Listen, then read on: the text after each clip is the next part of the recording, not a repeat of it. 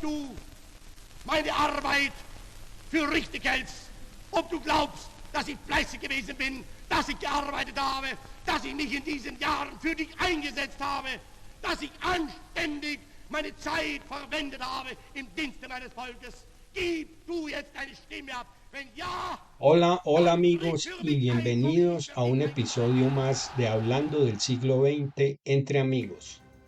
En esta ocasión vamos a explorar la vida de uno de los personajes más oscuros del siglo XX, Adolf Hitler. Mucha atención, esta no es una apología ni una banalización. Es un viaje histórico serio, necesario para entender cómo el destino de un solo hombre se entrelazó trágicamente con el de millones.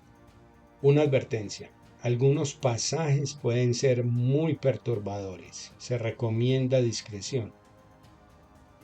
Como siempre, sugiero tener a la mano un atlas o revisar en Google Maps la geografía que vamos recorriendo. Esto con el fin de entender mejor la historia y, por qué no, algún día visitar esos sitios que se mencionan, ya que la mayoría se han convertido en excelentes destinos para el turismo histórico.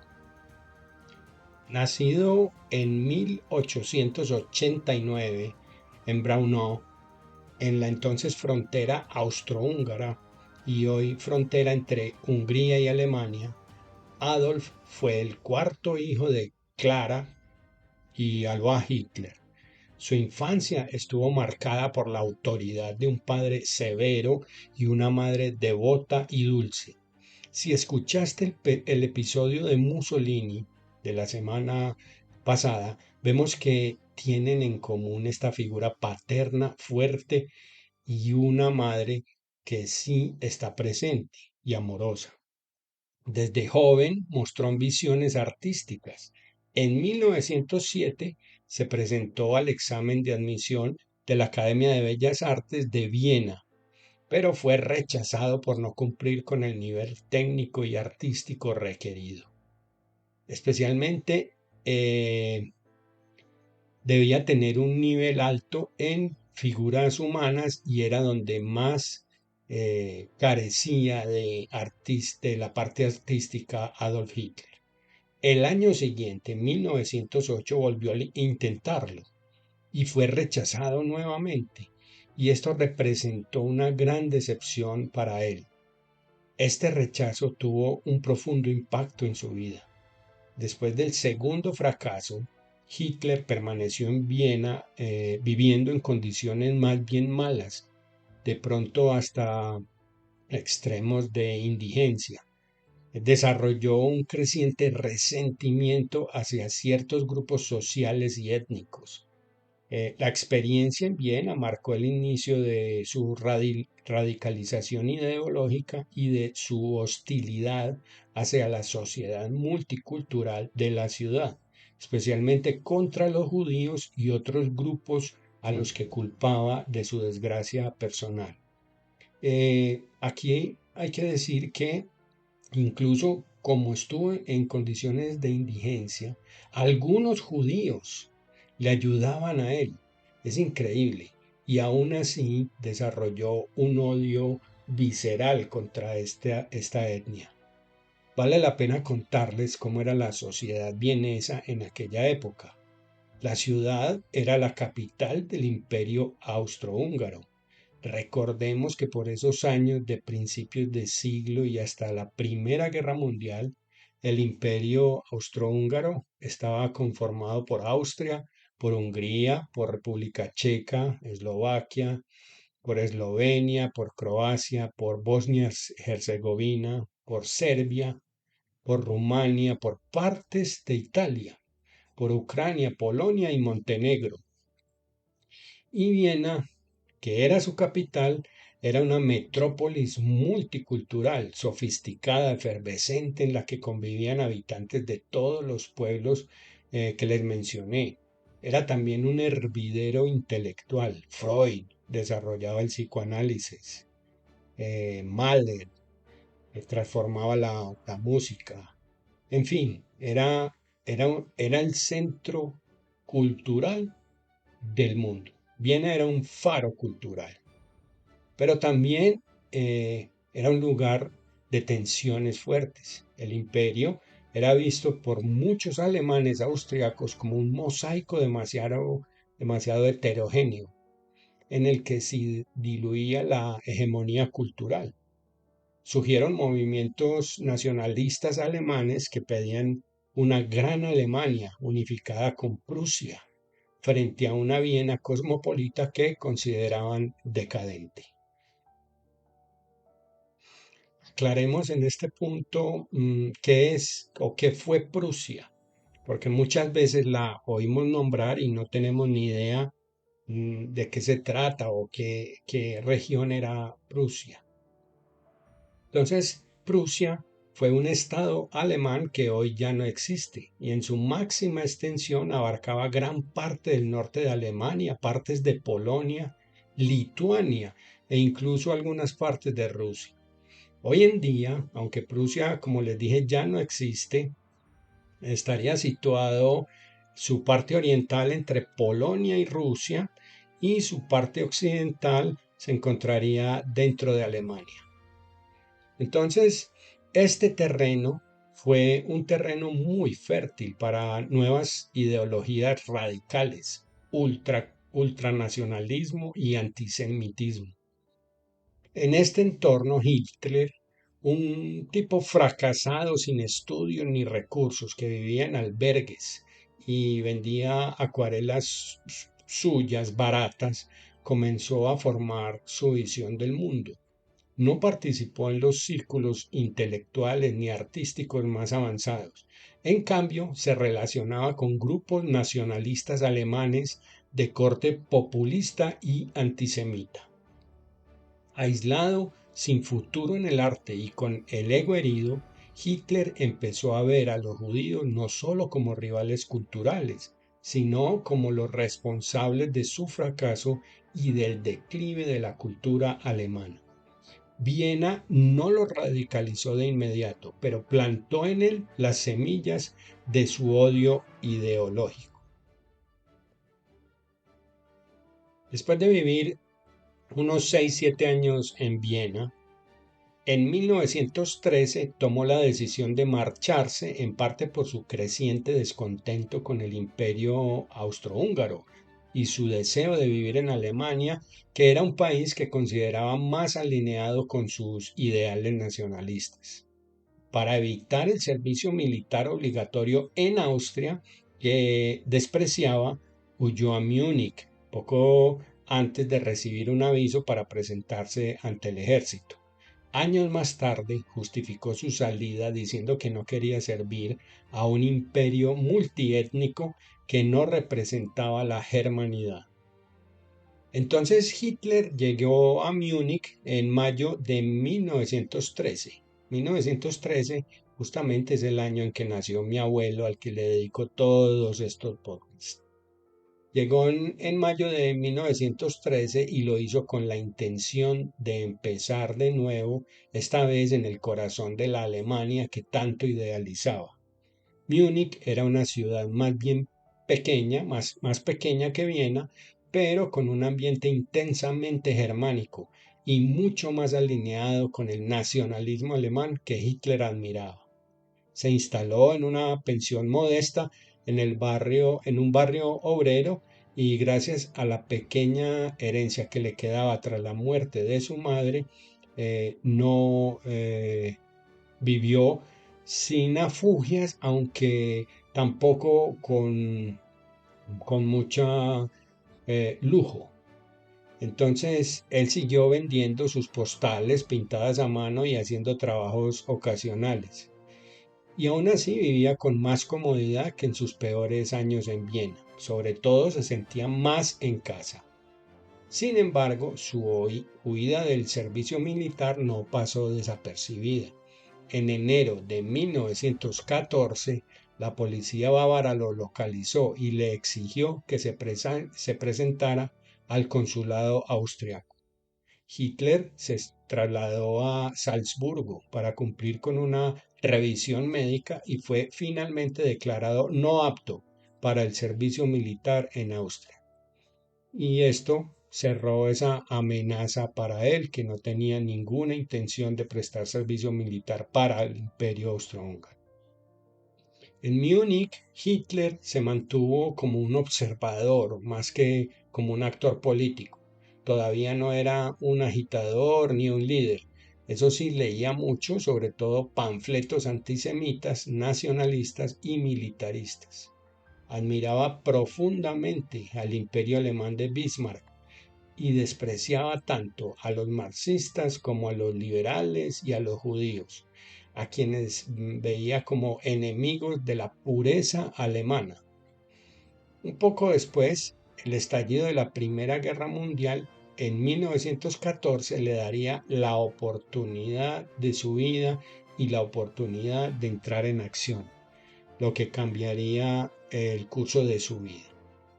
Durante la Primera Guerra Mundial, Hitler se alistó como voluntario en el ejército alemán y sirvió en el frente occidental. Mostró un notable entusiasmo por la guerra, viendo en ella una especie de misión redentora tanto para Alemania como para sí mismo. Fue mensajero de regimiento, iba y traía, llevaba y traía mensajes, lo cual implicaba correr riesgos constantes al atravesar zonas de combate para llevar órdenes. Este papel, aunque arriesgado, lo mantuvo relativamente alejado de las masacres directas en las trincheras. A lo largo del conflicto fue herido 2 veces y condecorado por su valentía, recibiendo la Cruz de Hierro de segunda y primera clase. Esta Cruz de Hierro de primera clase era algo rarísimo para un cabo, era inusual para un cabo. De hecho, la Cruz de Hierro de primera clase la llevó hasta el día de su muerte. El final de la guerra, con la derrota de Alemania y el Tratado de Versalles, el final de la Primera Guerra me refiero, con la derrota de Alemania y el Tratado de Versalles fue un golpe durísimo y devastador para Hitler. Se sintió profundamente traicionado por la rendición y por lo que llamó el puñal por la espalda, una idea conspirativa que culpaba a los civiles, a los comunistas, a los judíos de la derrota alemana. Este resentimiento sería fundamental en su formación ideológica posterior. Después del conflicto, en un momento de crisis personal, Hitler fue destinado a tareas de vigilancia de elementos revolucionarios en Múnich. Fue entonces cuando se vinculó con el Partido Obrero Alemán, un pequeñito partido nacionalista en su momento, pero su talento para el discurso y la propaganda lo hicieron que rápidamente se hiciera reconocido y se convirtió en una figura central del movimiento. Esta etapa marca su despertar político, el paso de soldado desilusionado a activista nacionalista con una creciente influencia en la política alemana.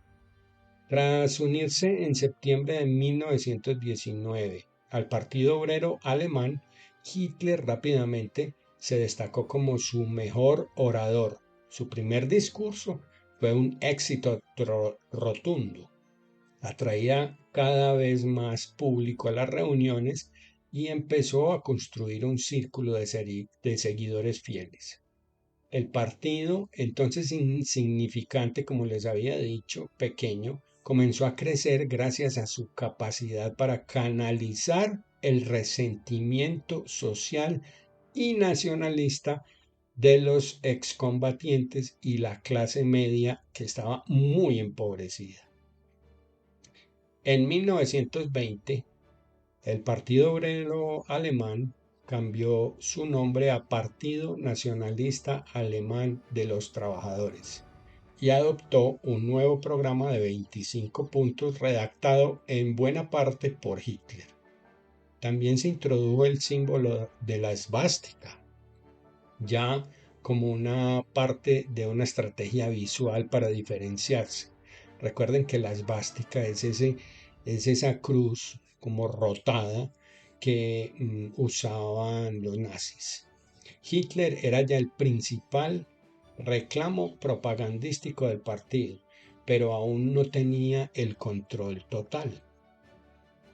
En julio de 1921 hubo una disputa interna dentro del partido.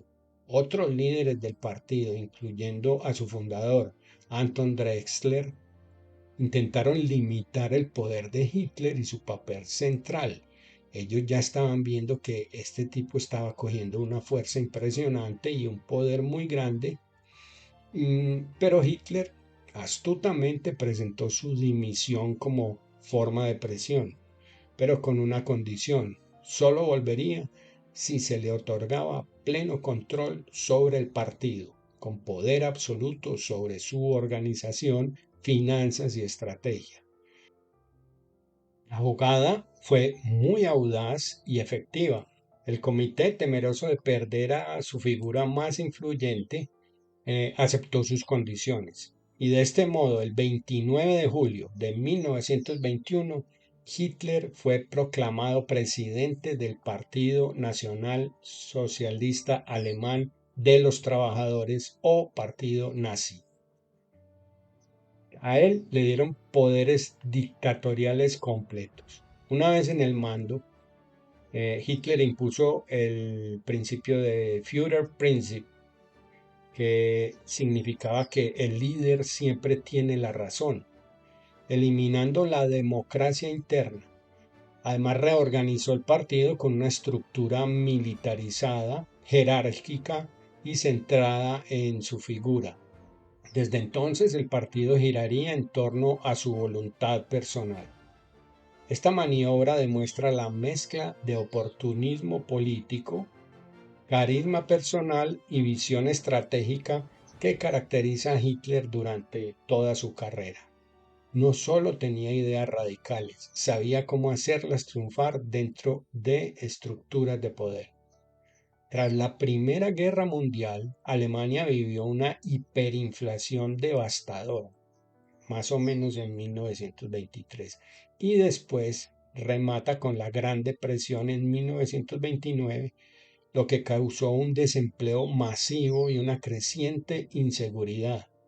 Estas condiciones fueron el caldo de cultivo y un fuerte rechazo a los partidos tradicionales, y un terreno, como dije, caldo de cultivo para las propuestas radicales. El Partido Nacional Socialista Alemán de los Trabajadores, o nazi, supo canalizar ese descontento con promesas de restaurar el orgullo nacional, de rechazar el Tratado de Versalles y de combatir al comunismo. Hitler, a través de discursos apasionados y una propaganda masiva, logró atraer a sectores amplios de la sociedad, incluidos desempleados, campesinos y clases medias empobrecidas. En las elecciones de julio de 1932, el partido nazi se convirtió en el partido más votado del Reichstag. El Reichstag era el parlamento alemán. Aunque se convirtió en el más votado, no tenían mayoría absoluta. Entonces, este órgano legislativo donde se debatían y aprobaban las leyes funcionaba en Berlín y representaba el sistema parlamentario democrático de Alemania tras la Primera Guerra Mundial. Aunque la autoridad del Reichstag estaba limitada por el poder del presidente, seguía siendo el símbolo de la democracia en Alemania. Era un espacio donde coexistían partidos de izquierda, centro y derecha. Hitler presionó y presionó para que le entregaran el cargo de canciller, que el cargo de canciller equivaldría como al primer ministro. Pero el presidente Hindenburg se mostró renuente, le temía y sabía y conocía de Hitler. Finalmente, en el 30 de enero de 1933, Hitler fue nombrado canciller. Esta decisión fue influida por sectores conservadores, que creían poder controlarlo y utilizar su popularidad para estabilizar al país. Poco después de que Hitler fuera nombrado canciller, el 30 de enero del 33 de 1933, el edificio del Reichstag fue incendiado.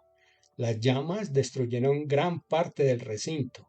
La policía arrestó dentro del edificio a un joven comunista holandés, Marinus van der Lubbe, quien fue acusado de haber cometido el acto solo. El partido nazi y Hitler aprovecharon el suceso de inmediato. Lo presentaron como parte de un complot comunista para derrocar al gobierno, generando un estado de alarma nacional.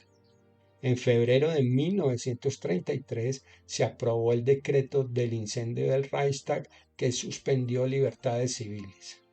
Después, con la ley habilitante de marzo de 1933, Hitler obtuvo poderes legislativos casi absolutos, eliminando la democracia desde dentro del sistema. Entonces las consecuencias del incendio del edificio del Reichstag fueron las siguientes: supresión de la libertad de prensa, de reunión, de expresión y de privacidad en las comunicaciones. Represión masiva. Se desató una persecución contra comunistas, socialistas y opositores. Miles fueron arrestados, partidos legalizados o debilitados y muchos enviados a los primeros campos de concentración. Se concentró el poder con la excusa de salvar la nación del comunismo. Hitler eliminó legalmente la oposición, consolidó su dominio y pavimentó el camino para la ley habilitante, que lo transformaría en dictador de facto semanas después.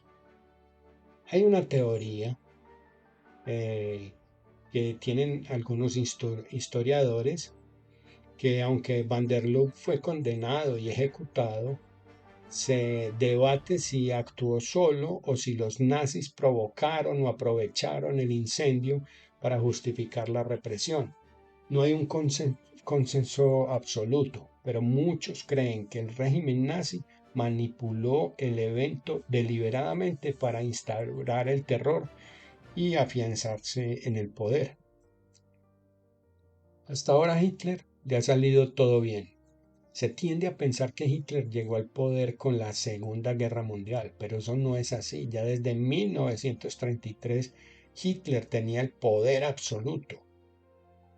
Siempre me he preguntado, pues ya algo personal, ¿cómo es posible que un individuo que estaba prácticamente en la indigencia, que no tenía ninguna preparación, que no tenía ninguna habilidad especial, llegase tan arriba en el gobierno? Yo pienso yo que de un modo u otro se aprovechan de las circunstancias y utilizan al pueblo ignorante que se deja seducir con falsas esperanzas y promesas incumplibles. Bueno, sigamos. Ya corría el año de 1939. Hitler llevaba 6 años en el poder y aunque su gobierno ya era una dictadura, muchos alemanes aún lo veían como un restaurador del orgullo nacional. Las carreteras estaban llenas de autos nuevos, los obreros volvían a tener empleo, las promesas de que Alemania resurgiría del fango de Versalles estaban cumpliéndose, pero como quien observa el mar calmo antes de una tormenta, debajo de esa aparente estabilidad, Hitler preparaba el movimiento más ambicioso y más destructivo de toda su vida: una guerra por la conquista total de Europa y por la purificación racial del continente. El 1 de septiembre de 1939, Alemania invade Polonia. Para Hitler no era solo una maniobra militar, era una declaración de intenciones. Polonia debería desaparecer del mapa y sus habitantes, especialmente los judíos, serían tratados como una subespecie. Lo que sigue es un baile bélico sin precedentes. En apenas 2 años, el Tercer Reich se extiende desde el Atlántico hasta las puertas de Moscú. Francia cae en semanas, Noruega, Dinamarca, Países Bajos, Bélgica, Yugoslavia, Grecia, caen como fichas de dominó. Pero Hitler no era Napoleón ni Alejandro Magno. Su guerra no solo era por el poder o el control, era una guerra ideológica. Y en el corazón de esa ideología había un odio profundo, casi místico, hacia los judíos, los eslavos y cualquier tipo de etnia que él considerara que no era pura.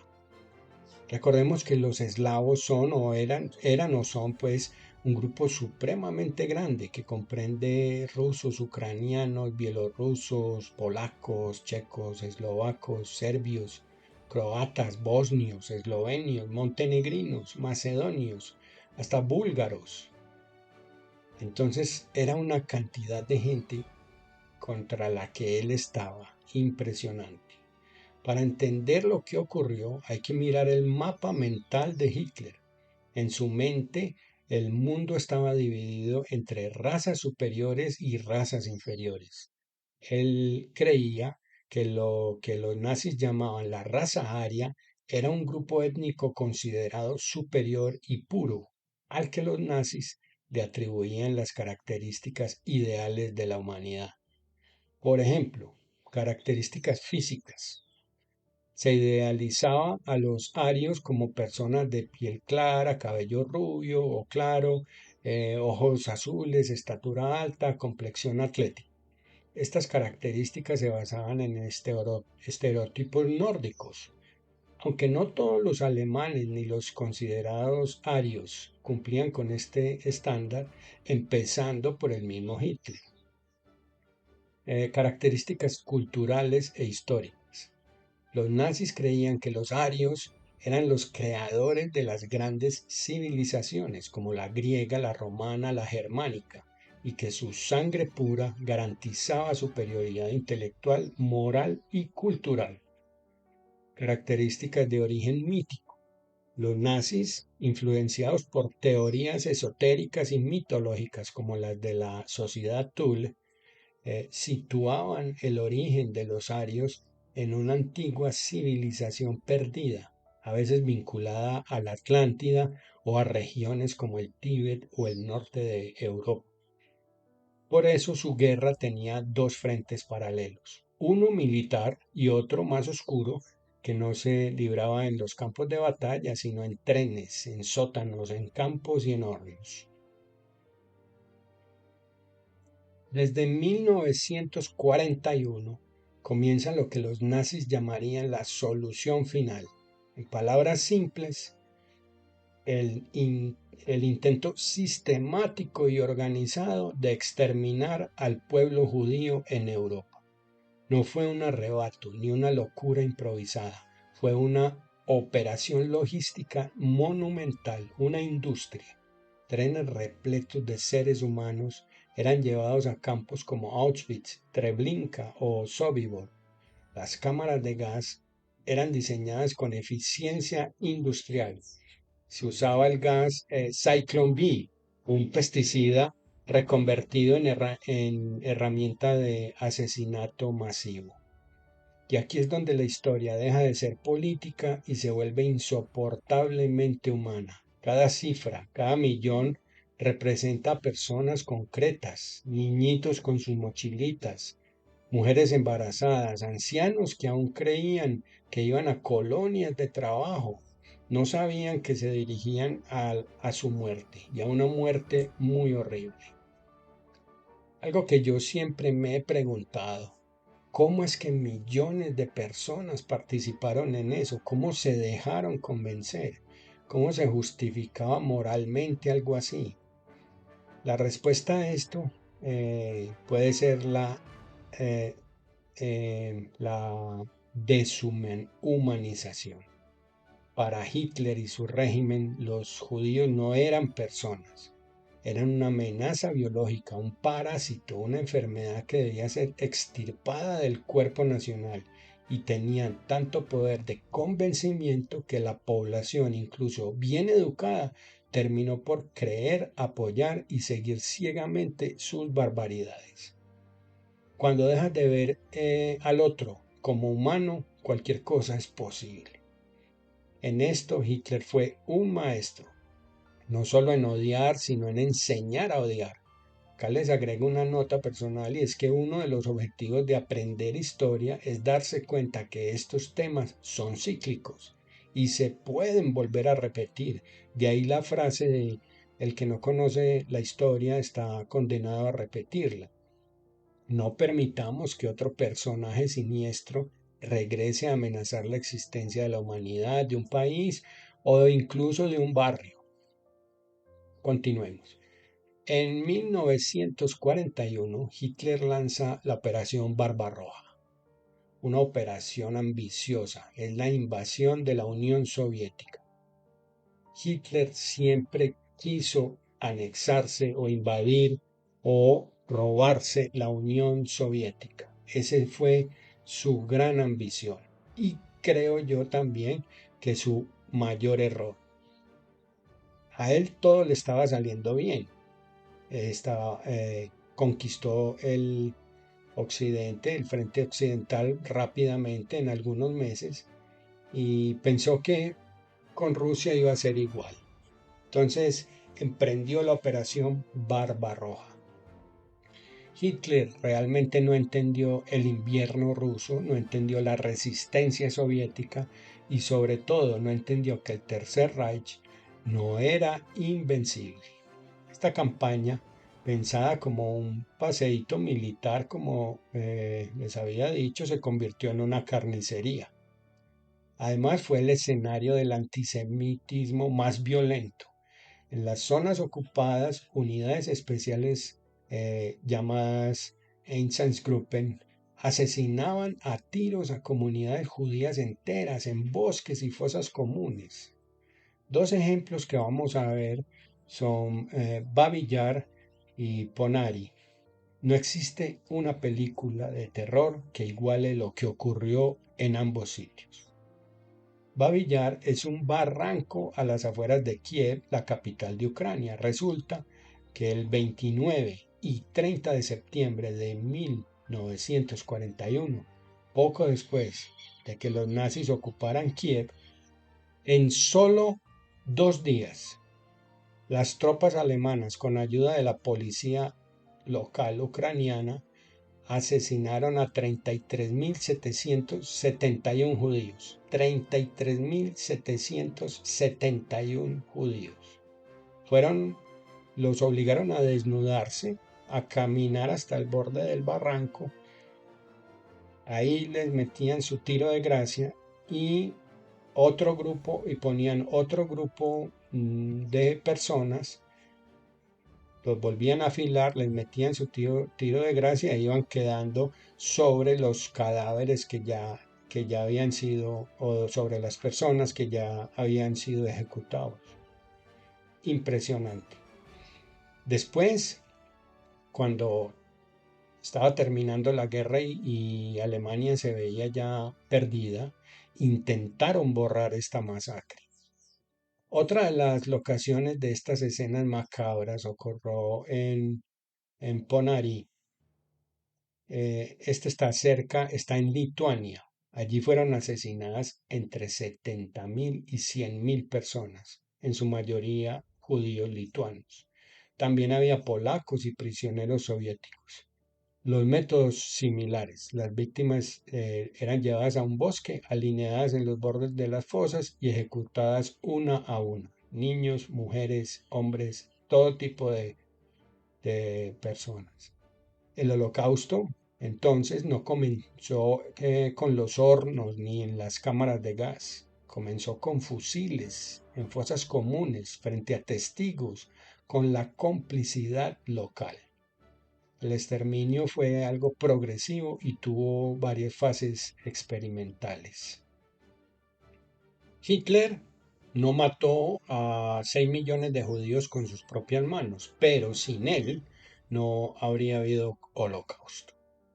Esta frase resume bien su papel. No fue un ejecutor, fue un catalizador, un facilitador, un símbolo. Pero su poder carismático, su odio fanático y su capacidad para mover a millones lo convirtieron en el arquitecto de moral de uno de los mayores crímenes de la historia humana.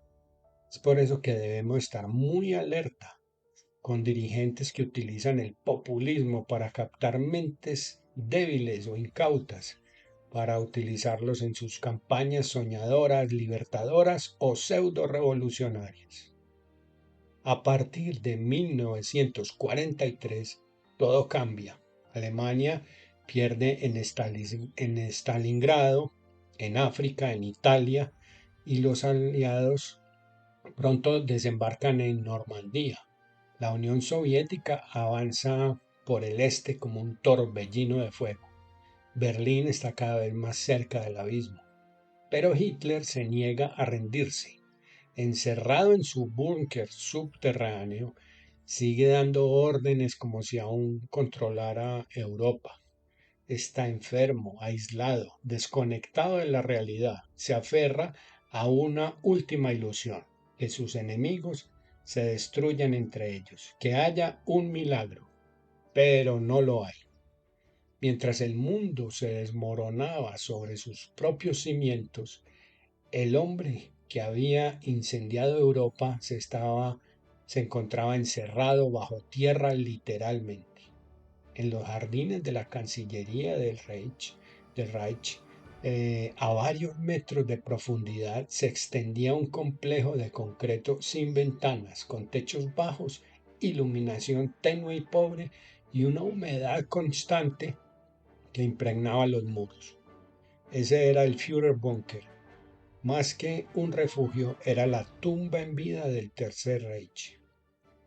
Desde el 20 de abril, su último cumpleaños, el cumpleaños 56, Hitler ya no era el dictador enérgico de los discursos multitudinarios. Estaba encorvado, tembloroso, caminaba arrastrando sus pies. Su bigote aún presente parecía más un vestigio que un símbolo. Daba órdenes a divisiones que ya no existían en ciudades que ya no eran alemanas. Los informes que recibía eran catástrofe tras catástrofe. Los soviéticos estaban a menos de 500 metros del búnker. Berlín se caía a pedazos literal y moralmente. Sin embargo, abajo en ese encierro, donde el aire sabía a fin del mundo, la vida seguía. No con esperanza, sino con una mezcla surreal de desesperación y rutina. Hitler comía casi siempre lo mismo: puré de papas, una sopa clara y verduras cocidas. Nunca comía carne, nunca probó el alcohol, nunca tomaba alcohol. Y Eva Braun, su pareja de años, hasta entonces mantenida en la sombra porque Hitler creía o decía, pensaba que Eva no era lo suficientemente inteligente.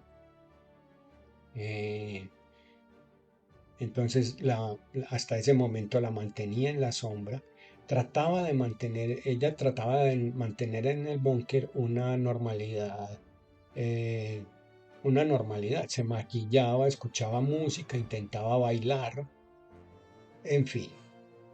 El 28 de abril, Hitler dictó su testamento político. No había remordimientos, ni una palabra de perdón. Siguió culpando a los judíos, a los generales traidores y a todos menos a sí mismo. En ese momento se casa con Eva Braun, en un acto simbólico, tardío y profundamente humano en su desesperación, como si el matrimonio pudiera devolverle alguna apariencia de orden o de sentido al caos absoluto que él mismo había creado. El 30 de abril de 1945, A primera hora de la tarde, Hitler y Eva entraron en su despacho privado. Afuera, el estruendo de los cañones soviéticos era ensordecedor. Los demás miembros del búnker esperaban en silencio. Poco después, un disparo. Al entrar, los encontraron, Hitler con un disparo en la sien, Eva con una cápsula de cianuro, sus cuerpos cubiertos por una manta. Cumpliendo sus deseos, los sacaron al jardín, los empaparon en gasolina y los quemaron. El Führer no iba a permitir que sus enemigos se quedaran con su cadáver como ocurrió con Mussolini. ¿Y quién era este Hitler del búnker? No era el orador que electrizaba multitudes ni el estratega temido en las cancillerías de Europa. Era un espectro, una mezcla de fanatismo, delirio y decadencia. Dormía, pues sí, a ratos. Soñaba de pronto con ejércitos que ya no existían. Se arrepintió, jamás. Murió creyendo en su misión, convencido de que los alemanes lo habían traicionado al no estar a su altura. Y así terminó el Tercer Reich, no con una batalla épica ni con una rendición honorable. Terminó en un cuarto mal ventilado, con una pistola, veneno y fuego, rodeado de aduladores que ya no creían y de enemigos que no dejaban de acercarse. En los últimos días de Hitler no hay gloria, ni redención, ni arrepentimiento. Hay silencio, hay humedad, hay veneno, hay disparos y cenizas.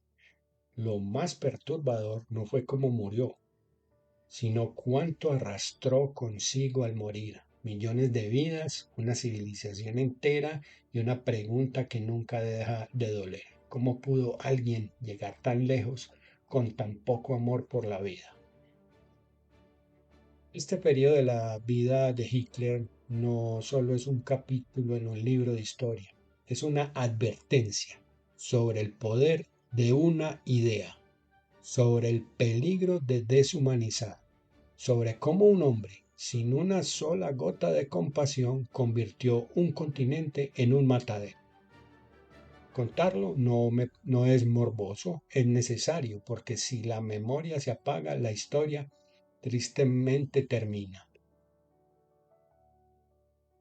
Hay una palabra que en los últimos años ha vuelto con fuerza a los titulares, y esta es populismo. Se usa para describir políticos de derechas y de izquierdas, conservadores y progresistas. Pero ¿qué significa realmente y qué tiene que ver con Hitler? Hitler no fue un populista más, fue mucho más letal. Pero lo inquietante es que usó muchas de las herramientas clásicas del populismo y las llevó a su forma más extrema y violenta. Veamos algunos paralelos con estas herramientas. Primera herramienta, el pueblo soy yo. El populismo siempre gira alrededor de una figura central, un líder que dice yo soy el pueblo. Hitler lo llevó al límite con el concepto de Führerprinzip. El líder es infalible, no hay ley, ni parlamento, ni moral que esté por encima de su palabra. Los populistas erosionan las instituciones presentándose como la única voz legítima, y Hitler destruyó por completo esas instituciones para convertirse en la encarnación del Estado. Segunda herramienta, nosotros contra ellos, la narrativa del enemigo. Todo populismo necesita un enemigo. Puede ser la élite, los inmigrantes, los comunistas, los medios, la oligarquía. Hitler construyó un enemigo absoluto, los judíos, a los que responsabilizó de todos los males. Pero no se detuvo en la palabra, convirtió esta retórica en política de Estado. El populismo en su versión más tóxica convierte la diferencia en peligro y el desacuerdo en traición. Tercera herramienta, el lenguaje simple, emocional y directo. Hitler no hablaba como un intelectual, hablaba como el pueblo, con frases cortas, potentes, llenas de emoción, prometía grandeza, evitaba los detalles. Sus discursos eran como mantras de odio y esperanza a la vez. El populismo comunica así, más desde el impulso que desde la cabeza. Apela al miedo, al orgullo herido, al deseo de redención colectiva y en eso Hitler fue un maestro. Cuarta herramienta, promesas de restauración nacional. Hitler no prometía el futuro, prometía recuperar el pasado, hacer que Alemania volviera a ser grande, pura y respetada. Esa es una de las grandes armas del populismo, apelar a una edad de oro que en realidad nunca existió, pero que funciona como ancla emocional. Hoy esa fórmula sigue viva, recuperar la dignidad, el cambio, sacar al país del pantano. Cambian las palabras, pero la música es la misma. Quinta herramienta, desinformación, espectáculo y control de la narrativa. El populismo suele despreciar la verdad objetiva si no sirve a su causa. Hitler invirtió millones en propaganda, creó un ministerio del pueblo y propaganda y convirtió la mentira repetida en verdad aceptada. Hoy en día podríamos hablar de las bodegas pagadas en redes sociales para difundir mensajes del líder o para desmentir el mensaje de la oposición. Esta herramienta, el populismo no siempre es dictadura, pero puede abrirle la puerta a la dictadura. Esta es la lección más importante. El populismo por sí solo no es igual al nazismo, pero puede ser el vínculo que permite a un autócrata llegar al poder por vías legales y luego desde dentro vaciar la democracia como una fruta podrida. Así ocurrió en Alemania. Hitler ganó las elecciones, fue nombrado legalmente y luego usó esas herramientas democráticas para destruir el sistema que lo llevó allí. Y así pues llegamos al final de este viaje por los primeros años de Hitler y su fin, una historia que por más oscura que sea, no deja de ser esencial para comprender los abismos a los que puede caer la humanidad cuando el odio y la frustración encuentran un canal de poder. Muchísimas gracias por haberme acompañado hasta aquí, de verdad que valoro mucho que se tomen el tiempo para escuchar, reflexionar y seguir explorando la historia conmigo. Si les gustó este episodio, compártanlo con alguien que también disfrute de estos relatos y de estas historias. Y por supuesto te invito a suscribirte al podcast para que no te pierdas los próximos capítulos. La próxima semana continuaremos con otro personaje igual de polémico e influyente, Joseph Stalin. Veremos cómo su ascenso en la Unión Soviética transformó no solo a Rusia, sino al mundo entero. Será un episodio intenso, lleno de giros, de contradicciones y preguntas difíciles. Así que no se lo pierdan. Este podcast se emitió desde El Retiro, Antioquia, en Colombia, un lugar de montañas tranquilas, pero donde la historia también se piensa y se cuenta con pasión.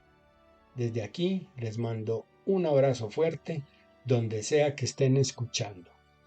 Hasta pronto y que la historia los acompañe.